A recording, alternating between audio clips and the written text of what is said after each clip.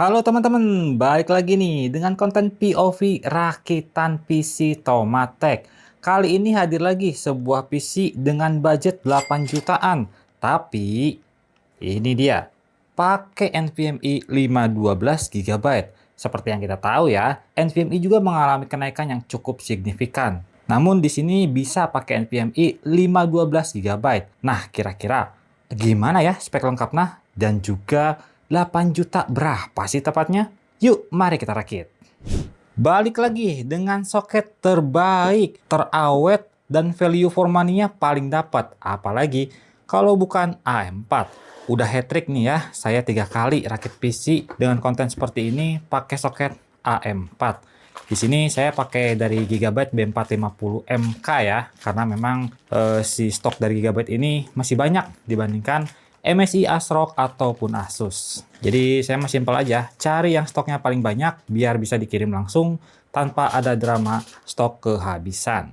Dan juga yang saya suka dari Gigabyte itu, pertama harganya memang tergolong murah ya, maksudnya kayak masih bersaing lah dengan MSI maupun si ASRock. Kalau Asus biasanya memang sedikit sok ganteng dan sedikit lebih mahal ya. Salah satu yang paling saya suka dari Gigabyte ini teman-teman nih. Ini sepele tapi cukup berguna. Yaitu dia untuk masang NVMe-nya udah pakai sistem clip ya. Ini plastik bahannya. Dia udah pakai sistem clip. Padahal ini motherboard yang bisa dikategorikan low budget ya. Walaupun ini B series, tapi ini tetap aja low budget. Dibanding Asus, MSI ataupun ASRock, setahu saya, di lini produk mereka yang tergolong low budget, mereka belum kasih nih fitur yang sesepele ini. Tapi Gigabyte udah ngasih. Mantap banget. Lain cerita kalau Mobo-nya itu udah ada di kelas yang menengah sampai ke atas ya.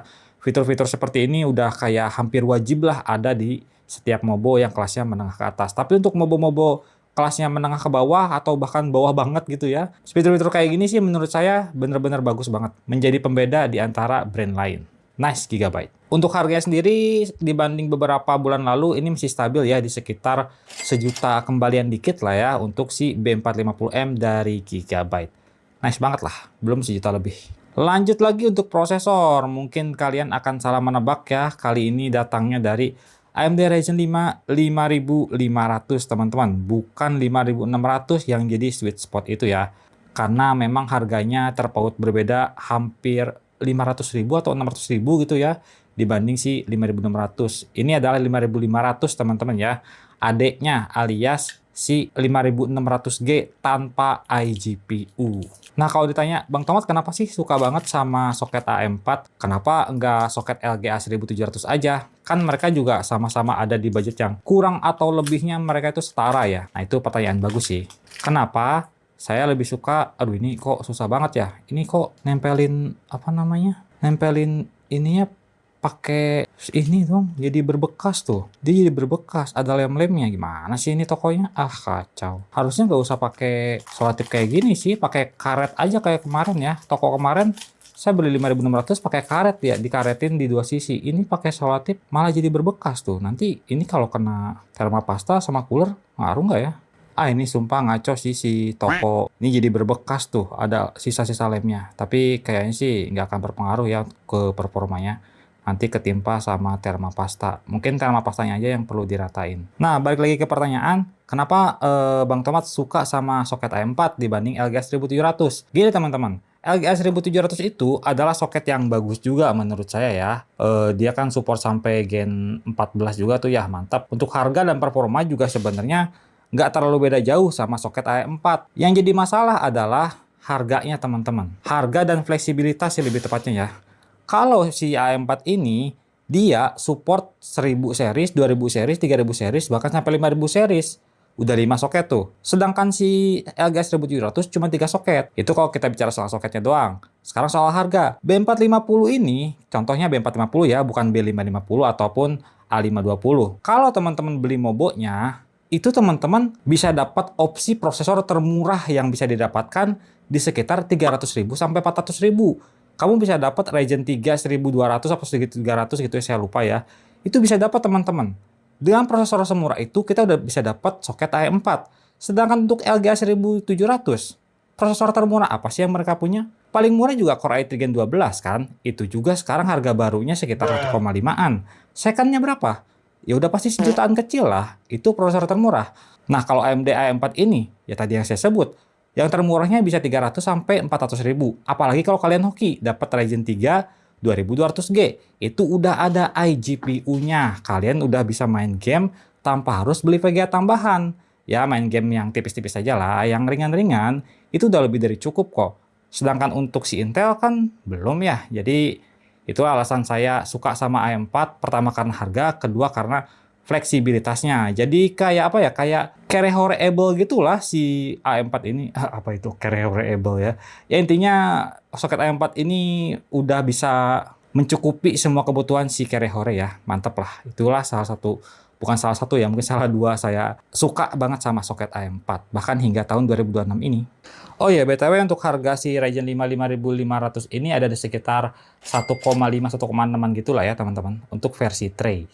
Nah, lanjut lagi buat RAM. Ini sebenarnya bukan RAM si pemilik PC-nya ya. Ini adalah RAM yang saya pakai kemarin, yaitu Silicon Power X Zenith ya. RAM ini kenapa saya pakai di rakitan ini? Karena sebenarnya saya udah mesen juga RAM untuk rakitan PC ini. Dia pakai yang dari Kingston Fury, teman-teman. Tapi entah kenapa, saya itu mesennya bareng ya dengan part-part PC yang lain. Dia malah terakhir nyampenya. Aneh juga sih. Jadi daripada saya kelamaan yang ngerakit PC ini, biar kontennya bisa cepat upload juga. Jadi saya pakai RAM sementara aja yang dari si Silicon Power ini. Nanti kalau pas dikirimin ke si pemilik PC-nya, ini bakal pakai RAM aslinya dia kok. Saya dapat RAM dari Kingston Fury itu yang 8x2 GB 3200 mHz di sekitar 1,2 juta lebih dikit lah. Jadi untuk harga pasan RAM yang 16 GB DDR4 3200 mHz itu memang ada di rentan 11 sampai 15 tergantung kondisi maupun spek atau bahkan RGB-RGB-an ya. Kadang RGB-RGB-an itu bisa lebih mahal. Jadi intinya untuk RAM di sini saya pakai yang ada aja dulu dan yang aslinya masih OTW. Kenapa bisa lama? Saya pun nggak tahu karena dia pakai si cepat mungkin ya. Soalnya yang lain tuh pakainya antara JNE atau SPX.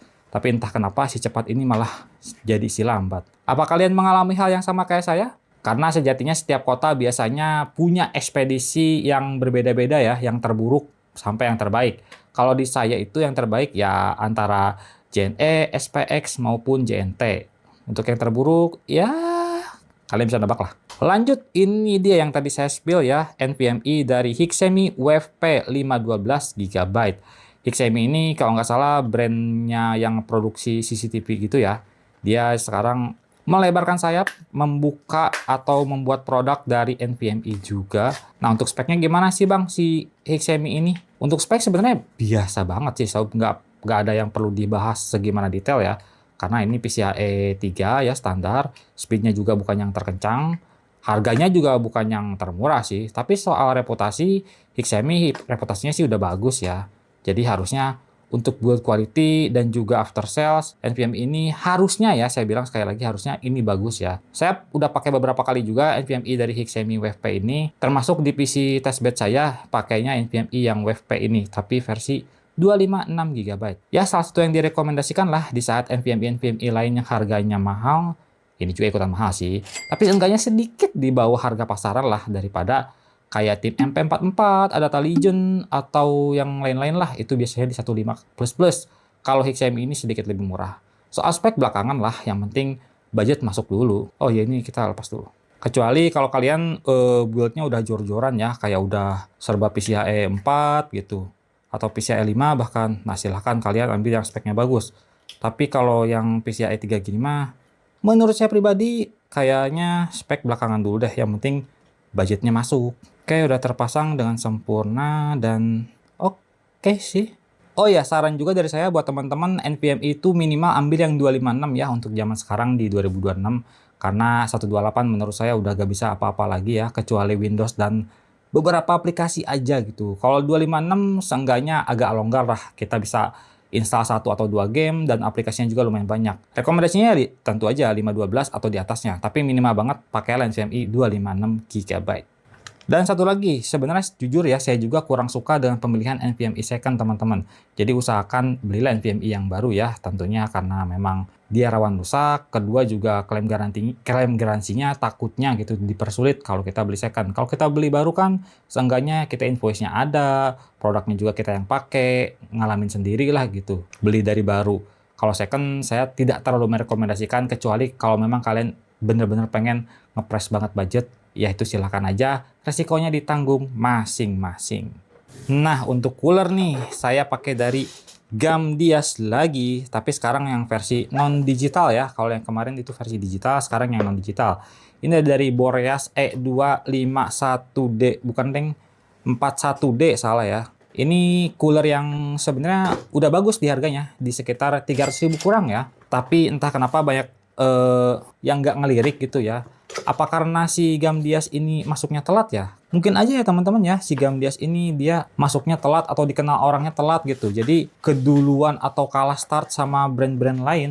Kayak contoh Thermarike, PC Cooler, Seotep gitu-gitu. Padahal secara price to performance juga si Gamdias ini yang bagus punya sih menurut saya pribadi. Tapi ya mungkin alasan tadi ya, alasan dia yang mungkin telat masuk atau telat gimana gitu ya, menjadikan Gamdias ini kurang dilirik orang. Padahal secara value masih dapat sih. Tuh, heatsinknya juga lumayan tebal, build quality-nya oke, lumayan padat, finishingnya juga rapi, ini nggak ada kasar-kasarnya nih. Tuh, digini-giniin juga tangan kita nggak akan berdarah. Halus dia. Clean juga sih. Tuh. Cuma ada logo Gamdias doang. Bagus loh padahal. Ini ada 4 heat pipe ya untuk seukuran Ryzen 5 5500 pakai cooler kayak ginian sih sangat lebih dari cukup ya. Even itu Ryzen 5 5600 juga saya rasa masih sangat adem kalau pakai cooler yang kelasnya di 300 ribuan. Sekarang kita buka dulu bracket-bracketannya dan ya standar aja sih. Udah dapat thermopasta juga. Nice. Ini kita masukin dulu biar nggak terlalu acak-acakan di atas mejanya. Oh ya, Gamdias juga garansinya dari DTG ya. Jadi secara distributor juga ini distributor yang bagus. Nih. Ada list-list produknya nih. Elgato, Corsair, Gamdias, Montec, Aerocool, Formula, dan kawan-kawannya. Kita keluarin dulu untuk soket-soket AM4-nya. AM4 tuh kalau nggak salah pakai ini deh. Nih yang ini. Udah ada tulisannya juga AM4, AM5. Terus bracket besinya ini, dan terakhir bautnya ini. Jangan lupa juga ambil ini klip untuk ke fan dan juga thermopasta. Sisanya untuk yang Intel kita masukin aja. Kalau Intel ini ciri khasnya pakai bracket tambahan kayak gini ya, alias backplate-nya gitu loh. Agak ribet emang. Kalau AMD kan dia bawaan mobonya udah dikasih ya, kalau Intel belum. Jadi kalau Intel tuh ciri khasnya gitu. Pakai backplate tambahan. Mari kita buka-buka dulu. Spacernya kita buka, lalu baut-bautnya juga kita buka. Besi dudukannya, lalu kita pasang spacernya dulu. Ini kalau nggak salah, ini kalau nggak salah Intel juga bisa deh. Ini kan buat AMD, ini buat Intel tuh ya ada tulisannya. Jadi untuk AMD pasti ininya di bawah ya. Nah kayak gini. Ini belum dicopot, anjir lupa.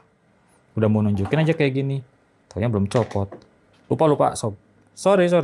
Kita wajib lepas bracket bawaannya dulu ya untuk si AMD ini. Aneh juga sih AMD, kenapa harus ngasih bracket kayak gini ya? Padahal cooler bawaan mereka aja nggak kepake bracket ininya. Yang apa sih namanya? Yang red steel gitu kan ya? Yang red prism, kayak gitu-gitu kan mereka nggak ini. Oh yang red prism pakai deh, perlu bracket kayak gini ya.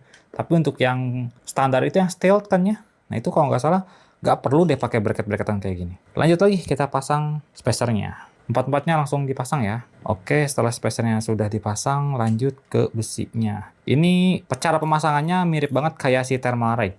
Besi ininya juga sama, mirip bentukannya. Jadi saya udah kayak hatam lah untuk modelan bracket yang kayak gini ya. Apalagi sering juga ngerakit pakai AM4 atau AM5 ya. Udah hatam lah pemasangan cooler yang seperti ini. Kecuali cooler-cooler yang memang soket atau bracketnya agak beda ya bentukannya. Nah, kalau kayak gitu saya biasanya baca dulu manual book. Kalau yang pemasangannya kayak gini mah sambil merem kali ya. Anjay. Lanjut satu lagi kita pasang bautnya. Lalu kita kencangin. Oke, kita kencangin. Ini untuk si prosesornya masih ada bekas-bekas lemnya gitu ya. Sebenarnya ini kita bisa klaim sih kalau mau mah. Cuman kayaknya kalau klaim gitu kan perlu waktu seminggu lebih lagi ya. Nanti kita cek aja suhunya apakah bakal panas banget atau normal. Kalau normal oke, kalau misalnya ini panas banget kita akan komplain, oke? Semoga sih aman ya, nggak gimana-gimana. Lanjut kita pakai thermal pasta ya. Kalau saya sih biasanya ditengahin aja di sini. Semua tumpukin di tengah karena nanti juga dia akan melebar. nggak perlu pakai sendok-sendokan ya. Tapi kalau kalian mau pakai sendok-sendokan, monggo. Itu mah preferensi masing-masing. Lanjut lagi kita baut. Mudah banget sih pemasangan yang kayak gini, si cooler ini. Nggak ribet gitu. Nggak perlu pakai obeng-obeng yang tinggi lah, nggak perlu pakai kunci L lah, nggak perlu anu. Intinya cooler-cooler kayak gini udah mah murah, performa bagus, build quality oke, pemasangan mudah. Nikmat mana lagi yang kau dustakan? Baiklah, lanjut kita buka klipnya untuk kita pasangin fan-nya teman-teman. BTW ini air cooler polos aja ya, gak ada RGB, gak ada digital, jadi bener-bener apa ya namanya disebutnya tuh low profile. Low profile bukan bentuknya low profile ya, tapi temanya atau looks-nya gitu low profile ya. Jadi gak banyak gaya, gak banyak petantang-petenteng. Ya udah gini aja gitu, hitam, polos, simple. Dan kita tinggal klip sejajarkan dengan si atas gini ya, sejajarin nih, kelihatan nggak ya? Nah ini sejajarin ya kalau bisa, jadi biar nanti kelihatannya rapi. Setelah sejajar rata langsung klip aja. Dan beres deh untuk si perintilan-perintilan yang ada di motherboard. Lanjut kita ke casing, tapi sebelum itu seperti biasa kita beberes dulu ini plastik-plastiknya. Masukin sisa semua plastik ini ke dus si ini ya, siapa namanya si coolernya. Masukin aja, jejol-jejolin. Kita geser, lalu kita masukin ke si boxnya ini. Termasuk si manual booknya, masukin juga. Kita tutup. Lanjut kita masukin juga nih perintilan-perintilan yang nggak kepake. Seperti apa? Tentunya bracket ini ya. Ini mungkin aja ya, mungkin di suatu saat bakal kepake, entah kalian yang make atau orang lain yang make. Siapa tahu kalian mau upgrade kan ya, ininya ada nih. Jadi pas mau dijual tuh, wah ini yang nggak ada, itu yang nggak ada. Semuanya ada, tenang aja. Tray prosesor kita masukin, dus untuk NVMe juga jaga-jaga, walaupun hampir tidak tergunakan atau hampir tidak kepake, tetap aja jaga-jaga kita masukin ya, sorry. Kalau dus RAM ada, masukin juga dus RAM-nya. Kita tutup, lanjut kita masukin motherboardnya ke dalam casing. Nah, ini adalah casing dari Tecware Neo M3. Menurut saya ya, sekali lagi, menurut saya ini adalah casing 400 ribuan terbaik selain Olympus C50 yang sudah berpuluh-puluh kali saya rekomendasikan. Kalau teman-teman cari casing yang 400 ribuan terbaik, Olympus C50 itu pilihan salah satunya. Kalau kalian pengen casing yang airflow-nya bagus dan juga ukurannya cukup cukup tinggi lah ya, cukup lebar juga. Jadi dukungannya bisa masuk banyak, VGA 3 fan, I/O water cooling kalau nggak salah bisa juga ya kan. Terus air tower yang tinggi dia bisa. Nah intinya kalau kalian cari 400 ribuan terbaik dengan ukuran mid tower, Olympus itu bagus. Tapi nggak semua orang suka casing gede. Kalau kalian suka casing compact, ini nih Tecware Neo M3. Ini juga harganya hampir sama kayak si Olympus ya. Ukurannya lebih kecil, lebih ringkas, dan tentunya bayarannya, dukungannya jadi lebih kecil juga ya. VGA 3 fan itu nggak semua bisa masuk. Terus juga tower cooler juga nggak bisa yang tinggi-tinggi ya kan. I/O radiator itu nggak bisa. Tapi overall tetap secara build quality dan juga harga ini masih yang terbaik di 400 ribuan kecil teman-teman. Terlebih mau Olympus ataupun Tecware, udah dikasih ini nih, fan casing. Kalau di Olympus itu dikasihnya 4, kalau di sini 3 ya, menyesuaikan dengan ukuran casingnya. Kalau ini RGB teman-teman, RGB-nya 3 pin juga ya. Kalau si Olympus itu dia hanya full hitam, yang warna hitam, ataupun full putih, yang warna putih, tanpa ada nyala-nyala. Sayangnya Tecware Neo ini tersedianya cuma warna hitam aja. Dan juga ini bisa lebih diuntungkan karena kita dibonusin Tecware SATA dongle teman-teman. Kalau teman-teman punya motherboard yang kayak gini nih, nggak support RGB, ini solusinya. Dan ini dikasih free ketika kita beli Tecware Neo. Sayangnya kabar buruknya adalah per video ini dibuat, SATA dongle RGB kayak gini udah nggak include atau udah nggak dibonusin lagi ketika kita beli casing ini di Tecware Official Store. Yaitu agak sayang sih. Tapi kalaupun mau beli terpisah, ini paling cuma 30 ribuan teman-teman. Solusi untuk RGB murah meriah. Sebenarnya untuk build quality dan kawan-kawannya ini udah termasuk yang bagus. Maksudnya di kelas 400 ribu ya. Airflow-nya juga ini udah oke kok. Karena di depannya ini dia pakai mesh. Untuk buka kacanya digeser aja lalu diangkat. Nah, nih. Dia 3 pin RGB ya, tuh untuk bonus fan-nya. Bukan RGB yang nggak umum gitu, dia umum kok. Jadi dipakein RGB controller juga dia bakal masuk. 3 lagi, lumayan kan? 400.000, dapat casing compact, udah free fan, nggak perlu mikirin lagi fan-fanan lah. Lanjut, buka satu lagi untuk kita ambil si baut-bautannya teman-teman. Oh ya, untuk I/O portnya juga ini standar aja ya. Cuma ada power, restart, combo jack, dan juga 2 USB. Satunya USB 3, satunya USB 2. Nih, udah sambung menyambung RGB-nya. Kita ambil si baut-bautannya. Setelah itu kita cabut-cabutin juga nih teman-teman. Untuk si kawat-kawatan ini ya. Karena kawat-kawatan ini nantinya bakal mengganggu kita pas ngatur-ngatur kabel. Jadi nanti bakalan susah. Saran saya ini cabut-cabutin aja dulu. Setelah cabut semua, kita siapin dulu baut-bautnya ya. Sekitar 4-5 baut motherboard, 1 baut untuk VGA. Udah situ aja. Karena untuk PSU nanti bautnya dikasih lagi di box si PSU-nya. Oke, baut-baut udah ready. Lanjut kita masukin ke si casingnya. Lanjut pasang back panelnya dulu. Kita pasang dengan hati-hati karena takut berdarah. Ini kehalangin si fan juga ya, jadi agak kagok. Tapi masang di sini sih aman tuh. Sekali klip doang beres. Nah, jadi saran saya untuk casing-casing budget ya di sekitar 400 ribuan itu pilihannya. Kalau mau cari aman, ambillah OSI Push C50, airflow yang bagus, ukuran gede, dukungan luas. Kalau mau compact ya Tecware Neo ini. Kalau mau akuarium apa bang? Kalau akuarium sih paling yang kemarin saya pakai ya, yaitu FSP S140. Dia di bawah 400.000 dikit, udah dapat 3 fan juga RGB. Jadi harusnya untuk casing-casing akuarium si FSP S140 itu udah cukup lah. Untuk kalian yang memang budgetnya menengah ke bawah ya, karena si FSP S140 itu dia nggak support motherboard 4 slot RAM. Ya, soal menyoal casing sebenarnya kan selera ya, selera orang juga beda-beda. Ada yang suka, ada yang enggak, tapi siapa tahu kalian butuh saran yang memang sudah teruji atau sudah saya pakai, jadi saya bisa kasih penilaian gitu secara overall ya. Untuk casing-casing yang tadi saya sebut sih, so far so good sih. Udah bagus lah di harganya. Harganya kompetitif, dikasih bonus juga berupa fan casing. Oh iya, saya lupa. Astagfirullahaladzim. Ini belum dicabut satu lagi nih. Tadi ini sih udah saya cabut, satunya lagi belum. Ya Allah tuh kan. Ini lebih baik kalau kalian nemu kasus kayak gini atau kalian udah kepalang gitu ya, kepalang ngebaut, lebih baik saran saya adalah gak apa-apa, lepas lagi bautnya, copot lagi motherboardnya. Lebih baik kita makan waktu daripada kita ngeluarin duit lagi kalau motherboardnya rusak, amit-amit ya. Jadi nggak apa-apa, kesalahan seperti ini sering terjadi kok, walaupun kepada saya yang cukup sering merakit PC. Ini efek lapar sih kayaknya nih. Butuh nasi goreng jam-jam segini.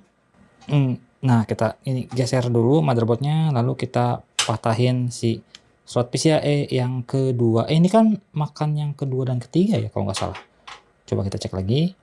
Iya, ini makan yang kedua dan ketiga. Tapi saya malah nyopotin yang ke satu. Sip banget. Karena beda mobile itu suka beda ini ya teman-teman. Suka beda posisi slot si PCIe-nya. PCIe untuk kali 16 atau untuk VGA itu suka beda-beda posisinya. Ada yang di urutan 1, ada yang di urutan 2. Antar 1 dan 2 sih sebenarnya. Untuk Gigabyte ini ternyata ada di nomor 2. Jadi kita harus matahin nomor 2 dan juga nomor 3. Gak apa-apa lah, udah terlanjur. Gak akan mempengaruhi estetika juga. Yuk lanjut baut lagi. Nah, tips untuk ngebaut motherboard, ini teman-teman jangan terlalu kenceng ya, sampai bener-bener full banget, sampai bener-bener ditekan pakai tenaga gitu ya. Jangan teman-teman, secukupnya aja. Maksudnya kayak kalau udah nemu titik di mana dia udah mulai seret, udah gitu, kencengin dikit aja.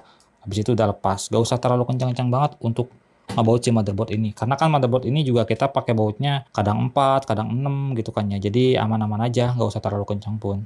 Yang ujung nih agak susah nih. Masang kabel PSU untuk CPU powernya juga nanti ini agak susah kayaknya ya. Karena posisinya fan udah terpasang. Untung tangan saya kurus. Kalau tangan saya jempol semua. Maksudnya kalau tangan saya sedikit lebih besar kayaknya gak bisa masuk ke situ ya.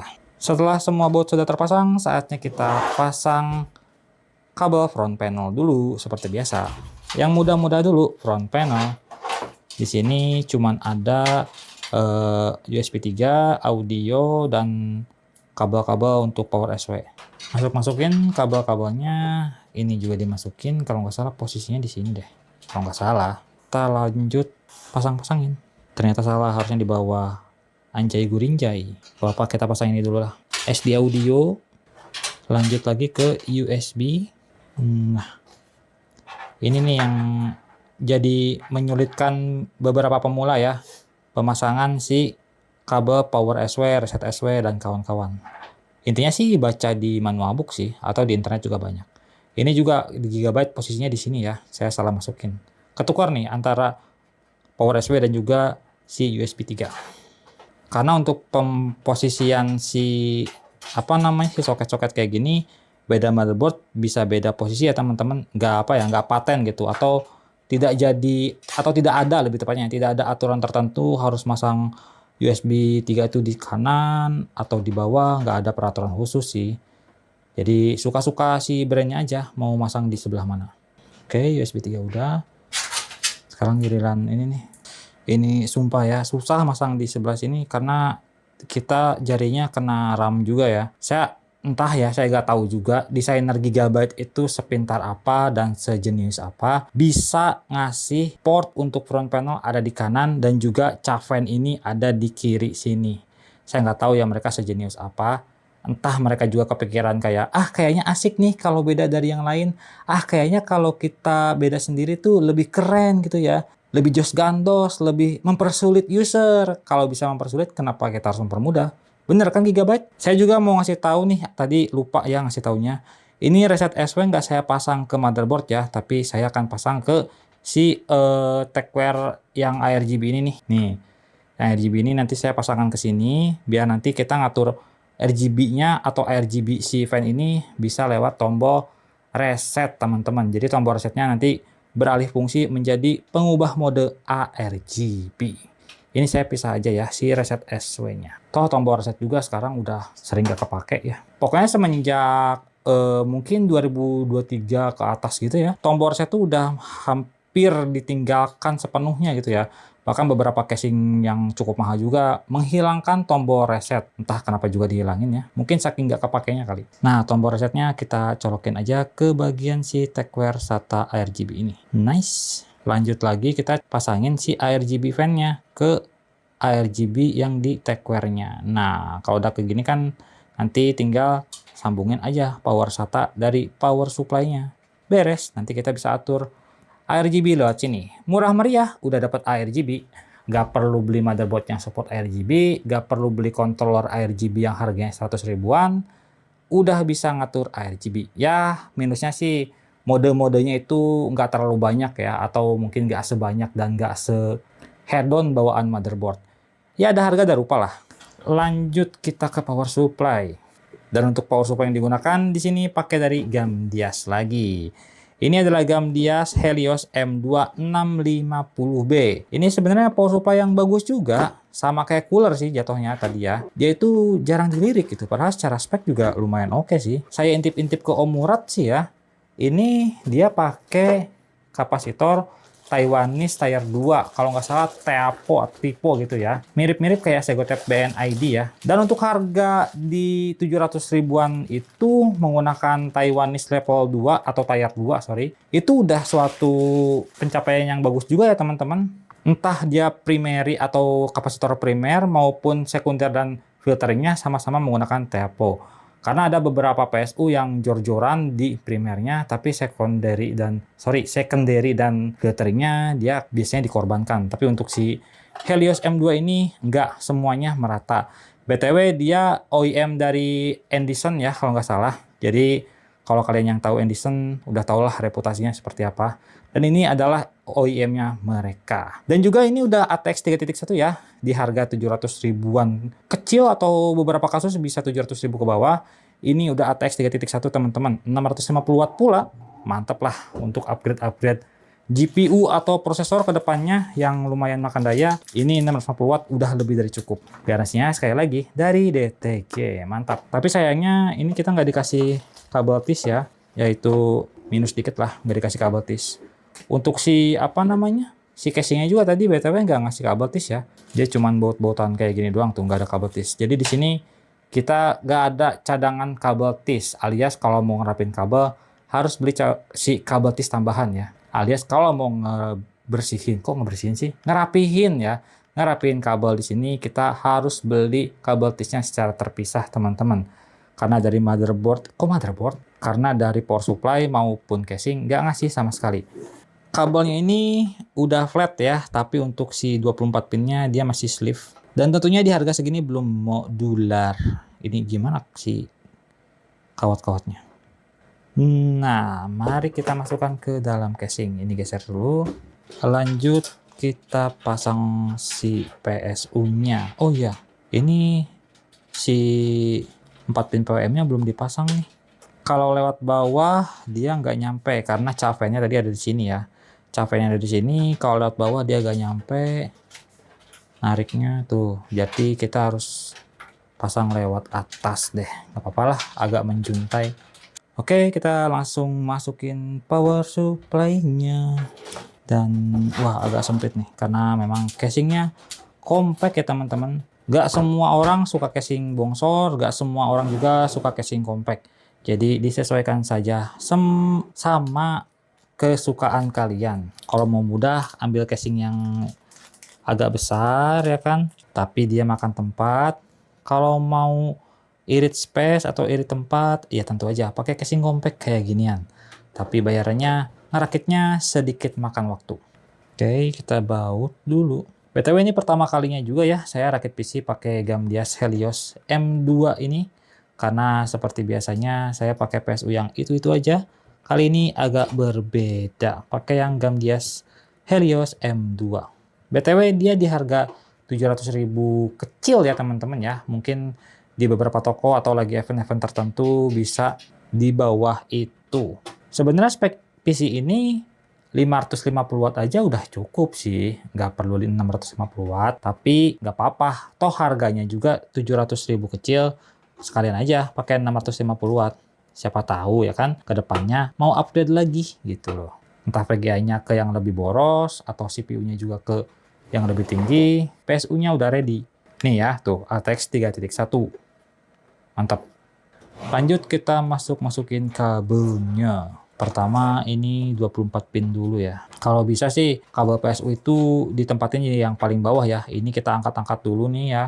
Si kabel-kabel fan kita angkat dulu biar PSU-nya jadi kabel yang paling bawah.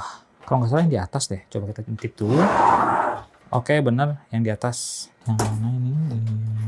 Nah, kalau kabelnya agak bengkok-bengkok kayak gini, teman-teman kalau bisa lurus-lurusin dulu ya. Biar nanti kita nata kabelnya bisa jauh lebih mudah. Karena kalau bengkok-bengkok kayak tadi, biasanya saya susah buat ngaturnya. Ini untuk kabel VGA atau PCIe ya, kita masukin juga ke bagian bawah. Itu dia, tinggal kita dorong. Udah, lanjut kita masukin juga kabel si CPU ya, nih CPU. Nah, dia kan CPU juga kabelnya muter-muter kayak gitu ya. Nah, kita lurus-lurusin, biar nanti lebih rapi aja. Nah, kalau udah rapi kayak gini kan enak.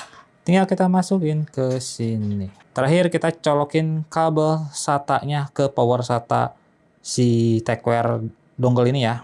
Karena dia butuh daya dari power SATA ini. Nah, itu dia udah pasang.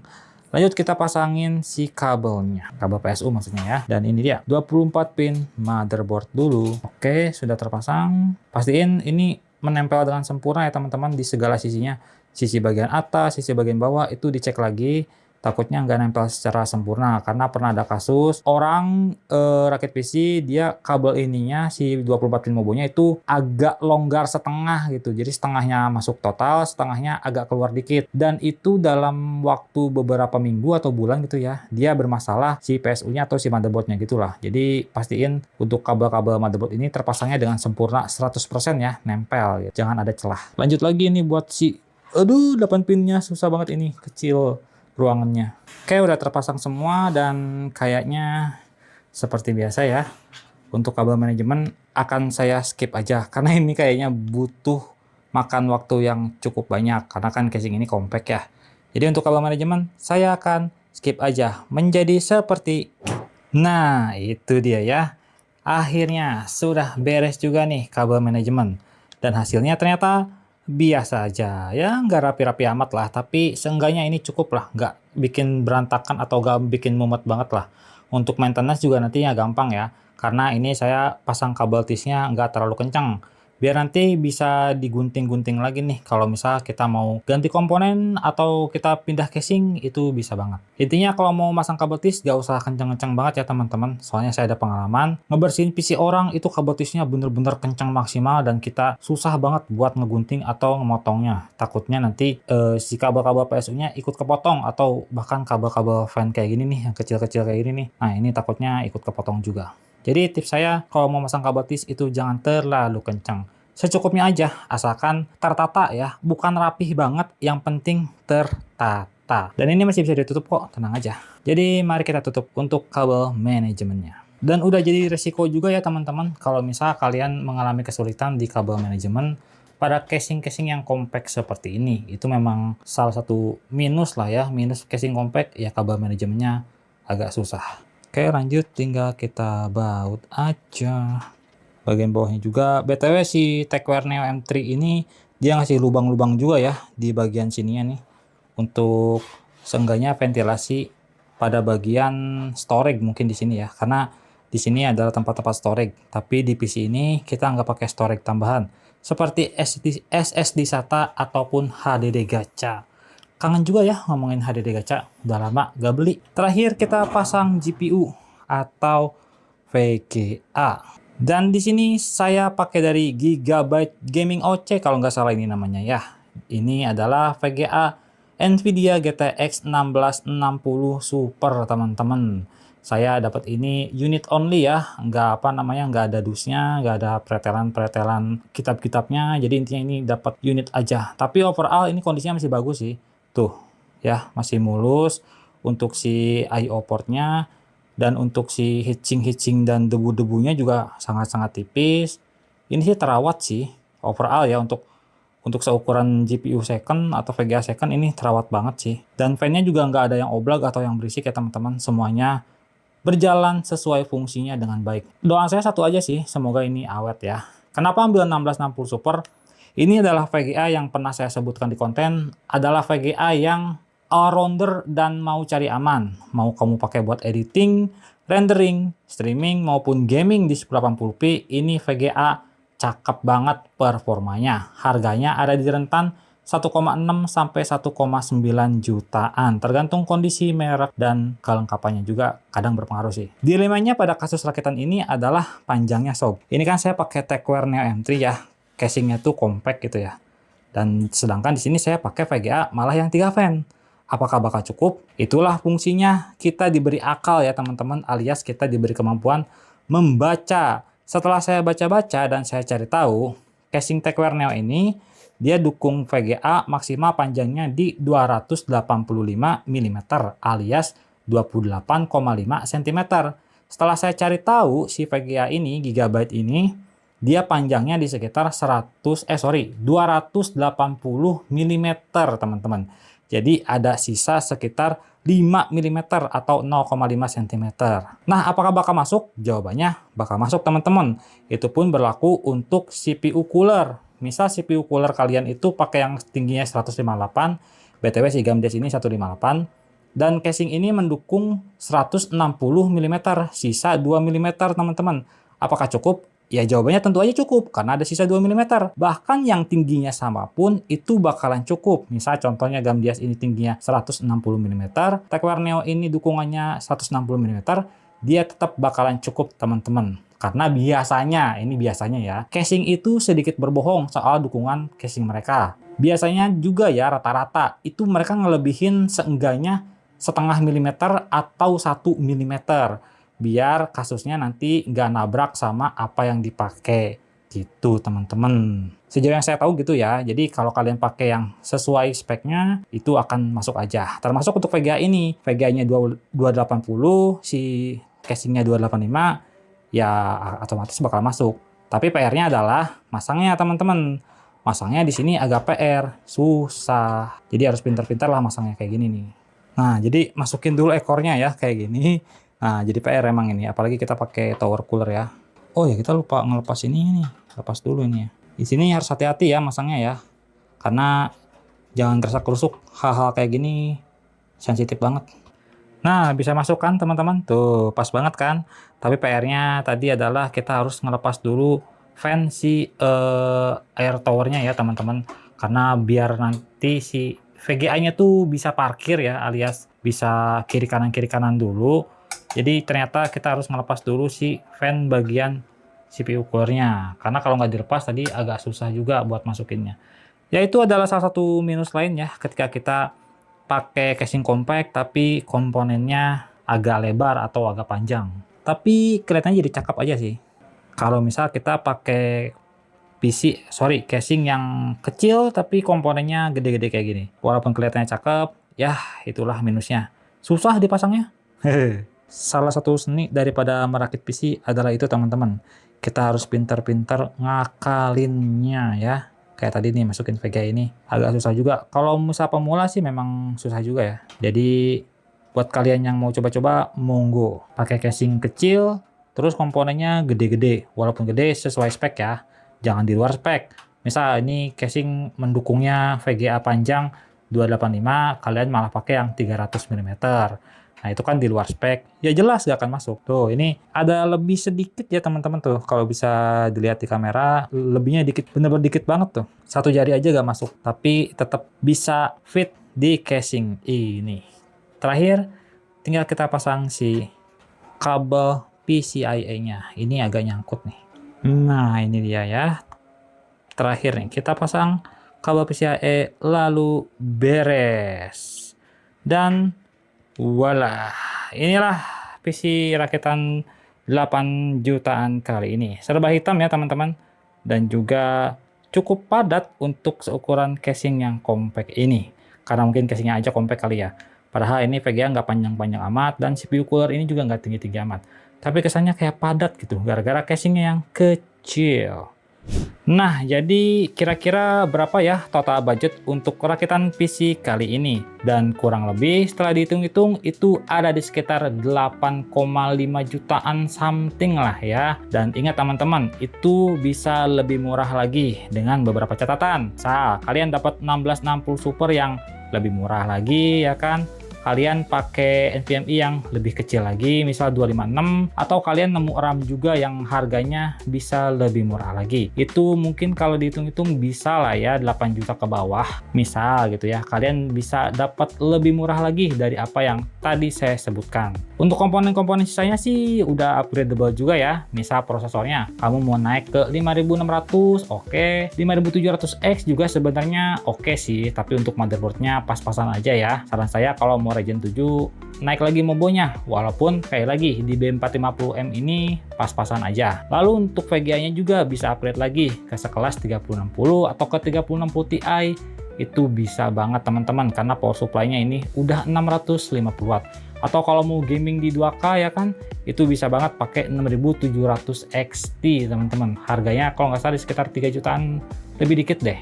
Dan juga storage ya, kalian bisa tambahin tentunya SSD SATA karena SSD NVMe di motherboard ini cuman ada satu slot aja. Jadi untuk upgrade storage-nya udah pasti ambil SATA atau hard disk. Mending SATA aja sih karena harganya sekarang relatif sama ya antara SSD SATA dan juga hard disk. Nah, lanjut untuk performa PC ini kira-kira bakalan bagaimana ya? Apakah performanya bakalan sesangar dan sepadat si penampilannya ini? Mari kita uji aja teman-teman PC rakitan 8 jutaan ini. BTW jujur sebelum ngetes ini saya suka banget sih. Cooler hitam, VGA hitam panjang, casingnya compact. Jos gandos.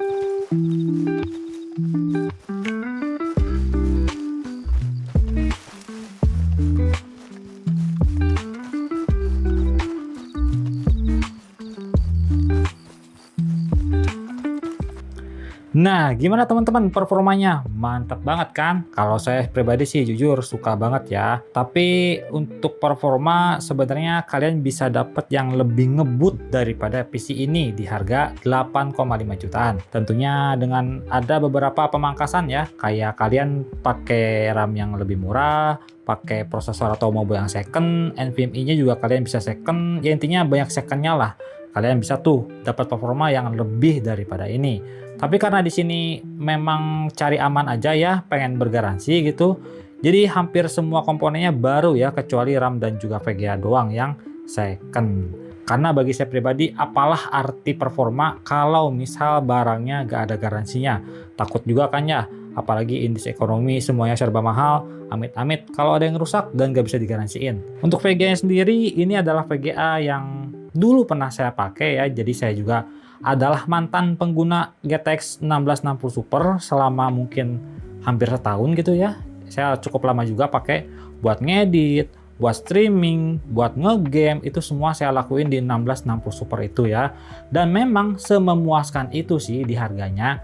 Soalnya saya pribadi adalah penyuka barang yang all-rounder alias balance ya, semua seimbang di segala sisi. Itulah mengapa saya cukup suka ya dengan performa si PC ini. Dan juga penampilannya menurut saya sih oke banget ya.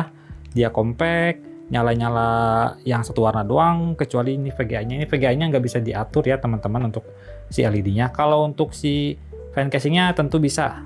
Kita tinggal tekan tombol restart aja. Tuh, dia bakal ganti mode-modenya. Tinggal sesuaikan aja dengan kesukaan kalian yang mana. Nah, kalau kamu punya budget 8,5 juta, kira-kira spek PC apa yang akan kamu pakai atau yang akan kamu build teman-teman? Coba ditulis aja di kolom komentar. Siapa tahu bisa jadi referensi buat yang lain juga ya. Jadi referensinya nggak cuma PC rakitan yang ada di sini doang. PC rakitan impian kamu di 8,5 jutaan juga siapa tahu bisa dicontoh oleh viewer yang lain ya teman-teman. Like video ini kalau kalian suka, gak usah di like juga gak apa-apa, tapi minimal tinggalkan jejak kalian soal PC rakitan 8,5 jutaan yang compact tapi padat ini. Jos Gandos.